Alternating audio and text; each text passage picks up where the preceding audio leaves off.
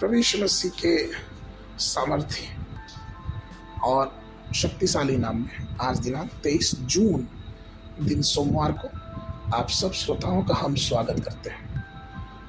आज के दिन के लिए जो वचन है वो लिया गया है यह हिजकेल की पुस्तक उसका 18 अध्याय 32 पद। क्योंकि प्रभु यहोवा की यह वाणी है, जो मरे उसके मरने से मैं प्रसन्न नहीं होता, इसलिए पश्चाताप करो तभी तुम जीवित रहोगे। प्रियो, आज का विषय है शरण लेने का शहर, अर्थात शरण का शहर। आपको मालूम, जब परमेश्वर ने इस्राएलियों को कनान की भूमि दी तो परमेश्वर ने उन्हें ऐसे 6 शहर बनाने के निर्देश दिए जिसमें वो शरण ले सकते थे, अर्थात दुश्मनों से बचा जा सकता था। यह घटना आप गिनती की पुस्तक उसके 35 अध्याय में पढ़ सकते हैं।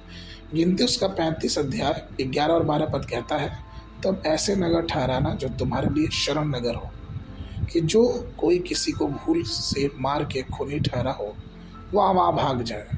वे नगर तुम्हारे निमित्त पलटा लेने वाले से शरण लेने का काम आएंगे, और जब तक खूनी न्याय के लिए मंडली के सामने खड़ा ना हो तब तक वह न मार डाला जाए।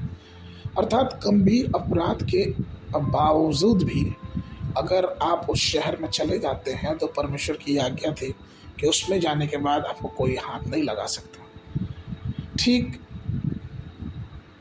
इसी तरह से हमारे आध्यात्मिक जीवन में है। प्रिय, हम कितने भी पापी हों, कितने भी गलत काम क्यों ना करते हों, या फिर अपने पुराने जीवन में गलत काम क्यों ना किए हों, अगर हम अपने उद्धारकर्ता यीशु मसीह के शरण में आते हैं तो वो शाश्वत शरण है, अर्थात वो अनंत जीवन देके हमें अनंत पाप से बचाने वाला परमेश्वर है।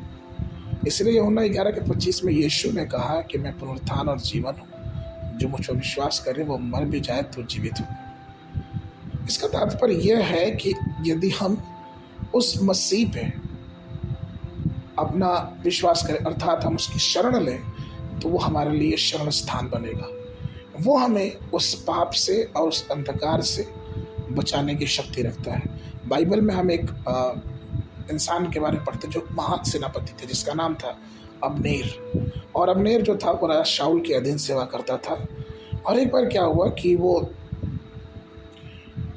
भाग रहा था दाऊद के सेनापति योआब से, और वो शरण के नगर में नहीं पहुंच पाया। इससे पहले ही दाऊद के सेनापति योआब ने अब्नेर को मार दिया।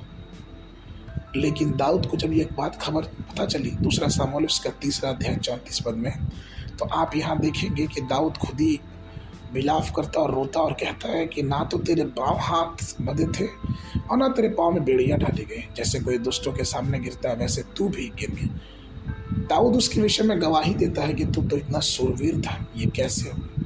ये सिर्फ इसलिए हुआ कि वो शरण स्थान के नगर तक नहीं पहुँच पाया। प्रियो, आज भी हमारे पास समय है कि हम उसके पास आ जाएं, हम उसके पास चले आएँ।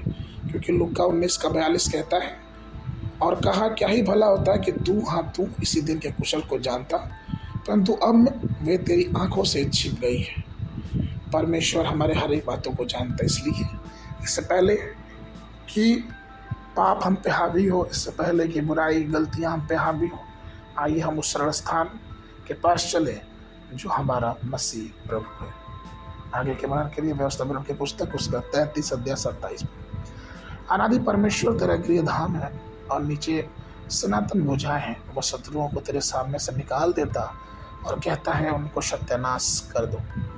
बाइबल अध्ययन के लिए सुबह के समय एस्तर की पुस्तक उसका 9 और 10 अध्याय, शाम के समय पीड़ितों के काम उसका 7 अध्याय 1 पद से लेकर 21 पद तक। परमेश्वर आप सबको आशीष देवे। सब